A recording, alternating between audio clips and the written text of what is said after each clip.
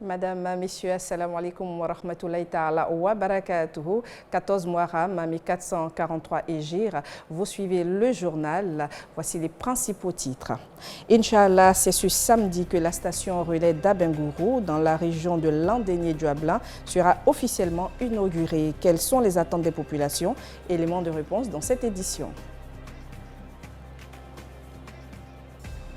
Démarré le 10 août dernier, la deuxième période des soldes prend fin, Inch'Allah, le 31 août. Les Ivoiriens encore invités à profiter de l'opportunité. Notre reportage à suivre. Au Nigeria, des milliers de personnes ont pris part au couronnement du nouveau souverain de la communauté Odé dans le sud du pays. Âgé de 37 ans, ce 21e roi a fait ses études aux États-Unis. Rendons-nous à Bengourou, dans Landénié-Douablin. C'est Inch'Allah samedi prochain que Radio Al-Bayan inaugurera officiellement sa station relais. En prélude à cet événement, nos reporters Ahmed Siloué et Ousmane Diomandé se sont rendus dans la capitale du royaume où ils ont pu recueillir les attentes des populations. Nous attendons beaucoup de la Radio Al-Bayan. Vous voyez, il y a des communiqués qu'on souhaite faire, mais qu'on n'a pas les moyens pour toucher toute la région. Avec la radio Al-Bayan, je crois que ce serait résolu. On pourra communiquer, on pourra faire passer les informations comme il se doit. La radio Al-Bayan, c'est une très bonne chose parce que ça va permettre à tous nos frères musulmans de pouvoir, apprendre des versets coraniques et puis apprendre certaines choses sur le Coran et puis mieux se cultiver sur l'islam. Donc moi je pense que c'est une très bonne chose pour les jeunes d'Abengourou. Maintenant que cette radio existe vraiment chez nous à Abengourou, cela fait la fierté de l'islam aussi chez nous en fait. Maintenant il y aura des prêches vraiment avec beaucoup de modérateurs, cela aussi va nous faire plaisir. Ça nous va très bien au cœur et ça va nous aider beaucoup vraiment à développer l'islam. Et où les communications ne vont pas arriver, Inch'Allah, avec la radio, tout va se communiquer, tout va se passer bien, Inch'Allah. Al-Bayan à Abengourou, c'est vraiment un grand événement pour nous, ça c'est un. Mais de deux, l'impact que Al-Bayan va avoir sur la population musulmane en termes de formation, c'est ce qui est encore plus grand. Et nous, les mamans, étant les premières personnes concernées dans l'éducation des enfants, en tout cas, c'est un grand soutien pour nous. Ce que j'attends d'Al-Bayan, c'est en tout cas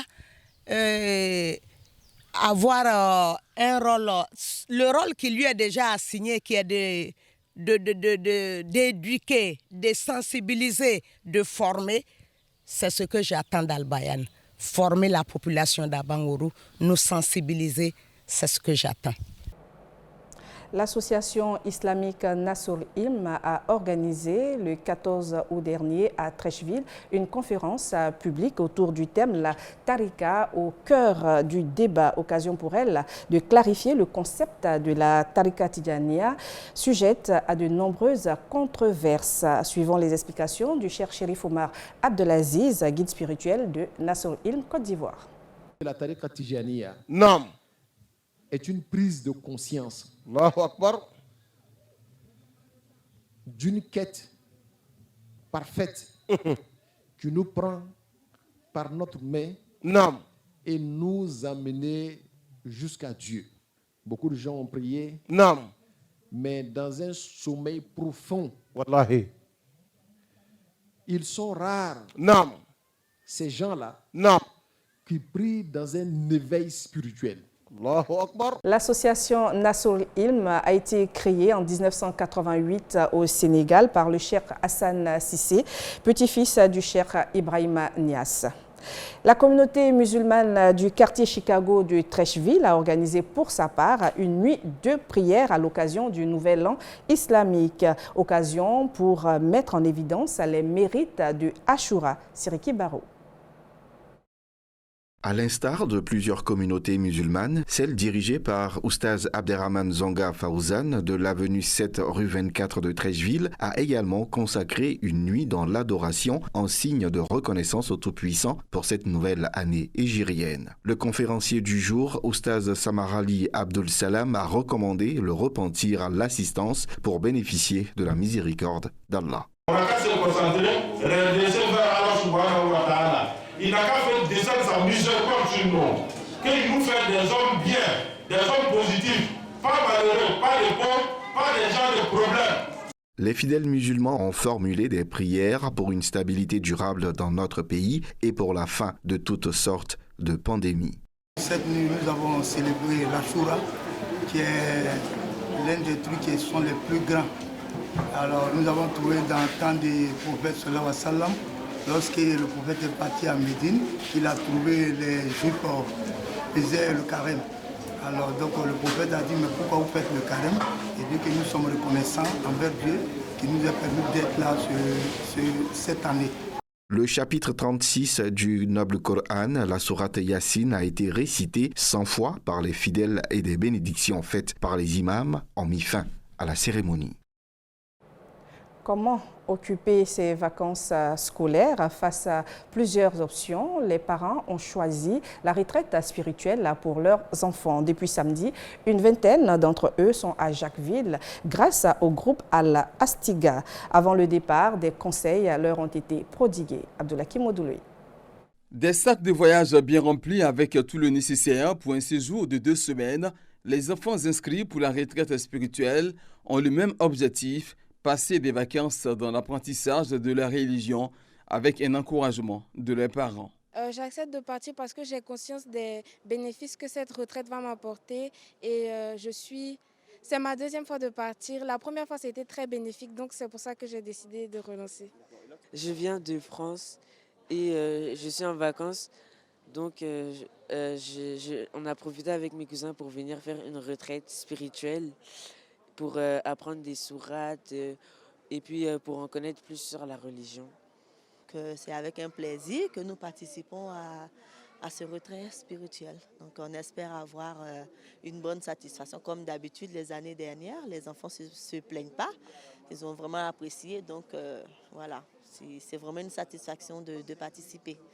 Rassemblés à la grande mosquée de la Riviera Golf avant leur départ, le président de la dite mosquée, El Hadj Kone Abdoulaye Blaki, a demandé aux enfants d'être sages durant leur formation afin de revenir avec de nouvelles attitudes. Quand vous allez venir là, il faut qu'on sente la différence avec les autres qui ne sont pas partis à la retraite spirituelle.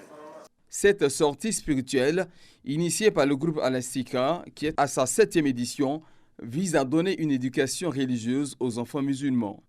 Cette retraite spirituelle a pour but d'éduquer, comme on appelle, d'occuper sainement nos enfants, de les éduquer religieusement et le respect des aînés des parents. Notons que durant 2 semaines, les enfants auront des formations sur l'islam et profiteront d'une visite touristique dans la ville balnéaire Jacquesville. Ouverte le 10 août dernier, la deuxième période de solde se poursuit. En attendant la clôture prévue pour ce 31 août, les Ivoiriens sont invités à profiter de l'opportunité, nous dit Yacoub Koné. Moins 20, moins 30, moins 50%. Dans les grandes surfaces à Abidjan, la bataille est rude. La guerre des stratégies des prix est engagée. L'intention n'est autre que de capter le maximum de clients. Dans le magasin de vêtements de Mohamed Ali, les prix sont réduits jusqu'au seuil de 70% depuis le début du mois d'août. Pratiquement les 20%, c'est sur les articles, les nouveautés, quoi. Ce sont déjà des nouveaux articles on vient de l'exposer. Donc on a choisi de faire juste 20%. Et puis pour l'ancien stock, les articles qui viennent le mois de janvier, décembre, c'est là où on a fait 50 et 70%. Ces réductions ne resteront pas éternelles. Elles sont dues à la période de solde qui résulte d'un accord entre les opérateurs économiques et le ministère en charge du commerce. Vendredi 20 août, le directeur général du commerce intérieur a entrepris une tournée pour s'en assurer de l'application. En Côte d'Ivoire, nous disposons de 2 périodes légales de solde. Nous avons la première période qui part du 10 mars au 31 mars. Et la deuxième période qui va donc du 10 août au 31 août. Donc ce sont des périodes dans lesquelles les magasins sont donc autorisés à faire des soldes sans autorisation préalable de l'administration. Des consommateurs bien malins en profitent déjà, à l'image de Mme Zougo André, qui veut refaire la garde-robe de ses enfants. Déjà qu'on se plaint de la cherté de la vie, donc du coup pourquoi ne pas venir prendre des tenues de bonne qualité par exemple pour les enfants et avoir ça à de très bons prix. Je suis contente d'être là. Le président de l'Organisation des consommateurs ivoiriens, Ben Fally Soumao, refait aussi le constat de cette bataille qui profite aux siens. Mais pour lui, il en faut plus. C'est sur les vêtements et autres, là, je dis bien, c'est une réalité. Les soldes, c'est une réalité. Mais le souhait est que cela s'étende sur l'alimentation. Pour que 2 fois dans l'année aussi, on dit que le sac de riz qui coûte 15 000 francs est à 7 500 francs.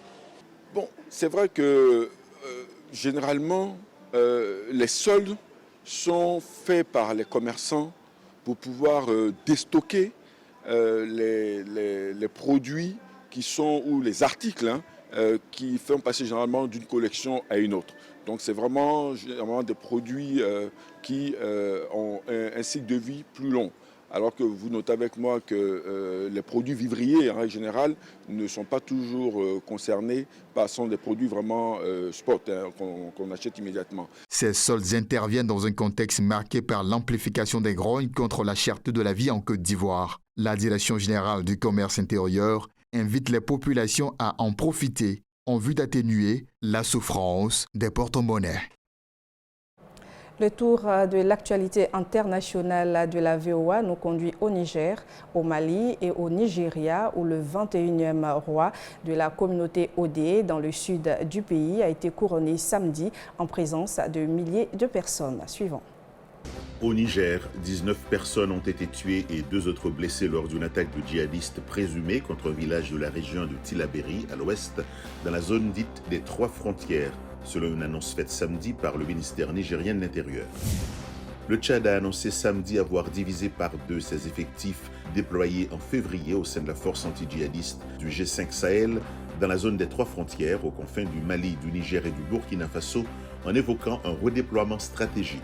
600 hommes ont ainsi été redéployés au Tchad. Plusieurs hauts gradés de l'armée malienne et de la gendarmerie ont été retenus samedi pendant plusieurs heures par leurs troupes à Boni au centre, après une embuscade meurtrière attribuée aux djihadistes, selon les sources militaires et sécuritaires. Au Nigeria, des milliers de personnes se sont retrouvées samedi dans la communauté ethnique d'Odé Itsekiri, de la région pétrolière de Wari, pour assister au couronnement de leur nouveau roi, Olu, 21e du nom.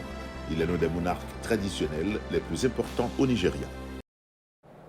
Et c'est la fin de cette édition. Merci de l'avoir suivi. Retrouvons-nous, Inch'Allah, demain. Mais en attendant, bonne suite de programmes sur votre chaîne. Wassalamu alaikum wa rahmatullahi wa barakatuh.